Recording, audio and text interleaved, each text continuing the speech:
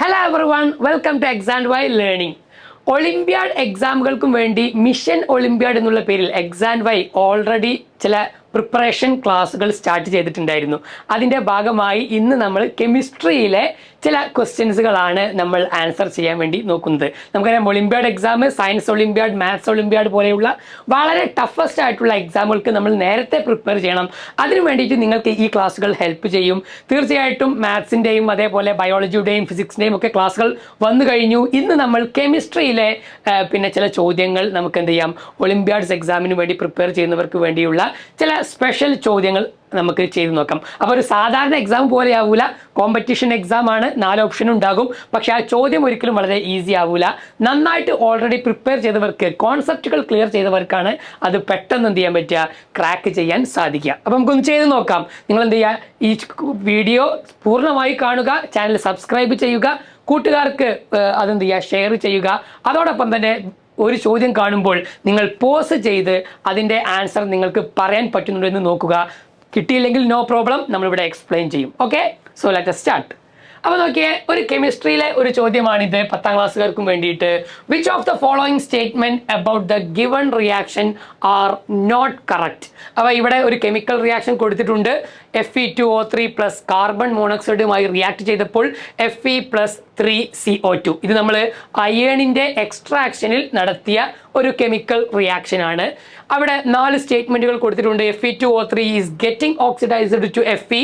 Fe2O3 is acting as a reducing agent. Carbon monoxide acting as a reducing agent.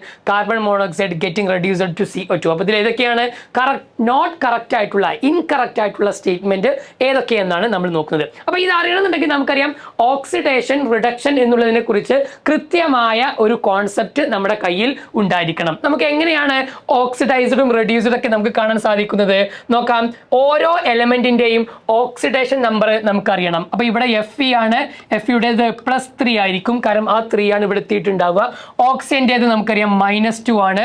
Carbon monoxide, oxygen -2 ആണ്, carbon സാധാരണഗതിയിൽ +4 ആണ് കാണിക്കുക. പക്ഷേ carbon മോണോക്സൈഡിന്റെ കേസിൽ +2 മാത്രമേ കാർബൺ കാണിക്കുകയുള്ളൂ. അതൊരു എക്സെപ്ഷൻ കേസാണ്. ഇനി Fe ഫ്രീ സ്റ്റേറ്റിലായതുകൊണ്ട് 0 ആയിരിക്കും. കാർബൺ ഡൈ ഓക്സൈഡിൽ നമുക്കറിയാം ഓക്സിജൻ -2 ആണ്, കാർബൺ സാധാരണ പോലെ +4 ആണ് ഉണ്ടാവുക. ഇതാണ് അതിൻ്റെ ഓക്സിഡേഷൻ നമ്പർ ആയിട്ട് ഉള്ളത്. അപ്പോൾ ഇതിൽ നമുക്ക് നോക്കിയാൽ കാണാൻ പറ്റും, Fe എന്ത് ചെയ്തിരിക്കുന്നു അല്ലേ, Fe 0 ആയി മാറി, അഥവാ ഓക്സിഡേഷൻ നമ്പർ ഡിക്രീസ് ചെയ്തു. +3 ഉള്ളത് 0 ആയി. ഓക്സിഡേഷൻ നമ്പർ ഡിക്രീസ് ചെയ്യുന്ന പ്രോസസ്സിനെ നമുക്ക് എന്ത് വിളിക്കാം, റിഡക്ഷൻ എന്ന് വിളിക്കാം. ഓക്കെ, അപ്പോൾ Fe2O3 ആണെന്ത് ഇത് റെഡ്യൂസ് ചെയ്തിട്ടുള്ളത്. കാർബൺ മോണോക്സൈഡിൽ നമുക്ക് നോക്കിയേ, കാർബൺ എന്ത് ചെയ്തിട്ടുണ്ട്, ഈ പറഞ്ഞ രൂപത്തിൽ +2 എന്നുള്ളത് +4 ആയി മാറിയിട്ടുണ്ട്. ഓക്സിഡേഷൻ നമ്പർ ഇൻക്രീസ് ചെയ്തു. ഓക്സിഡേഷൻ നമ്പർ ഇൻക്രീസ് ചെയ്യുന്ന പ്രോസസ്സിനെ നമുക്ക് ഓക്സിഡേഷൻ എന്ന് വിളിക്കാം. അപ്പോൾ നോക്കിയേ, റിഡക്ഷൻ നടന്നത് Fe2O3. അതിനെ ഹെൽപ്പ് ചെയ്തത് ആരാ മക്കളെ, കാർബൺ മോണോക്സൈഡ് ആണ്. റിഡക്ഷനെ ഹെൽപ്പ് ചെയ്ത ആളെ നമുക്ക് എന്ത് വിളിക്കാം, റെഡ്യൂസിങ് ഏജന്റ് എന്ന് വിളിക്കാം. അപ്പോൾ ഇവിടുത്തെ റെഡ്യൂസിങ് ഏജന്റ് ആരാണ്, റെഡ്യൂസിങ് ഏജന്റ് കാർബൺ മോണോക്സൈഡ് ആണ്. ഓക്കെ, കാർബൺ മോണോക്സൈഡിനാണ് ഓക്സിഡേഷൻ സംഭവിച്ചത്. അതിനെ ഹെൽപ്പ് ചെയ്തത് ആരാണ്, Fe2O3 ആണ്. ഓക്സിഡേഷനെ ഹെൽപ്പ് ചെയ്ത ആളെ നമുക്ക് എന്ത് വിളിക്കാം, ഓക്സിഡൈസിങ് ഏജന്റ് എന്ന് വിളിക്കാം.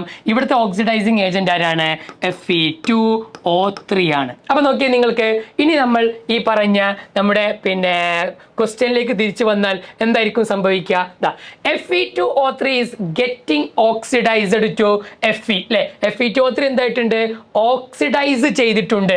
ഓക്സിഡൈസ് ആണോ Fe2O3 സംഭവിച്ചത്, അല്ല, റിഡക്ഷൻ ആണ് സംഭവിച്ചത്. അപ്പൊ ഒന്നാമത്തെ സ്റ്റേറ്റ്മെന്റ് ഇൻകറക്റ്റ് ആണ്. രണ്ടാമത് നോക്കിയേ, Fe2O3 is acting as a reducing agent. Fe2O3 ആണ് അവിടുത്തെ റെഡ്യൂസിംഗ് ഏജന്റ് ആയിട്ട് ആക്ട് ചെയ്തത്, ആണോ, അല്ല. റെഡ്യൂസിംഗ് ഏജന്റ് ആരാണ്, കാർബൺ മോണോക്സൈഡ് ആണ്. അപ്പൊ രണ്ടാമത്തും എന്താണ്, തെറ്റാണ്. ഇനി carbon monoxide is acting as reducing agent, അത് കറക്റ്റ് ആണ് അല്ലെ. കാർബൺ മോണോക്സൈഡ് ആണ് അവിടുത്തെ റെഡ്യൂസിംഗ് ഏജന്റ് എന്നുള്ളത് നമ്മൾ ഓൾറെഡി പറഞ്ഞു. സോ തേർഡ് സ്റ്റേറ്റ്മെന്റ് മാത്രമാണ് അതിന് കറക്റ്റ് ആയിട്ടുള്ളത്. ഫോർത്ത് സ്റ്റേറ്റ്മെന്റ് നോക്കൂ, carbon monoxide is getting reduced to CO2. അല്ലെ? കാർബൺ മോണോക്സൈഡ് റെഡ്യൂസ് ആയിട്ടാണ് സംഭവിച്ചത്?